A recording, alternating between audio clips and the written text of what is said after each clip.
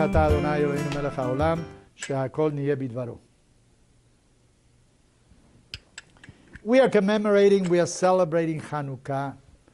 Great festivity. Our ancestors were victorious over the Syrians who tried to Hellenize the entire area, and we opposed that idea. And of course they had desecrated the Beit HaMikdash, the temple in Jerusalem. We came in and restored it once again to its historical glory. And the first thing we did was to kindle the menorah. Once again, that light should emanate from the Beit HaMikdash. So our rabbis say, what is most important? Is it to kindle the menorah, to set it on fire, or that it should illuminate? Because, for instance, suppose you have lit your menorah. You know where you're supposed to light the menorah? In front of your house, next to the door, outside. So people should see it, and they should come by and say, what are you doing? You're going to say, God performed a great miracle for our ancestors. You know, we restored once again the Beit HaMikdash. If you live in an apartment, maybe you should light it by a window, so everybody should see it and should know that it is Hanukkah. Pirsumei Denisa it is called. It is the letting know that a great miracle happened many years ago. Well, the question is, what happens if you light the menorah and suddenly the wind comes, blows, and simply extinguishes the fire? What do you do? Are you supposed to light it again? Well, many light it again, but actually they question what is most important, the kindling or that it should be lit. And they come to a conclusion, you know what is most important? Really the kindling. Maybe it's a strange resolution, but if you think about it, you know, not everybody has the guts, the decision in order to take action, to kindle something, to start something.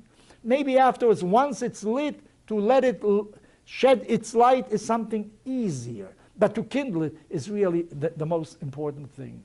You know, there were many things around this menorah that our rabbi spoke. When is it that you should light the menorah? When are you supposed to kindle it? They say when it becomes dark, that's when you kindle it. Well, obviously, when are you going to kindle light? Obviously, when it's dark outside. No, many a time you have lights, daytime lights. Today, we certainly know about these things. You know, cars with daylight time, it has its effect also. But they say, no, when it's dark, you have to kindle. Because maybe they refer also to something else. Not only when it's dark physically, but when there are dark times. And there were many periods in the history of mankind when darkness was around everywhere. Do you know what the Middle Ages was? You know, with all its magicians and God knows what happened, in beliefs in all sorts of spiritual beings that were trying to destroy the world, all sorts of little Satans. Do you know what was the Black Plague? Hundreds of thousands of people died because of it. And what did the world say then in Europe? It's the Jews. They poisoned the wells. That's why it was a dark period. But that's not the only dark period. There were many other dark periods.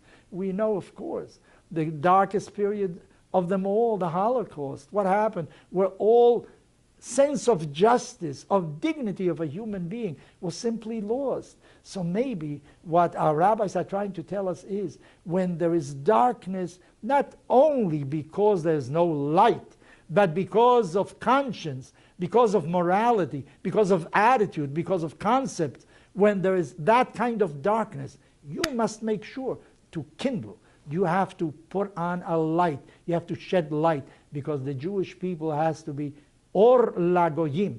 We have to be a light unto the nations. But inclusive in our own lives, you know, in our small little geographical space, there's many a time where there is darkness sometimes, and we have to kindle a light, and we're afraid to do it. So remember, the real mitzvah is to strike the match. The real mitzvah is to put on a light, and this is the best way to make sure the darkness does not exist anymore in your home.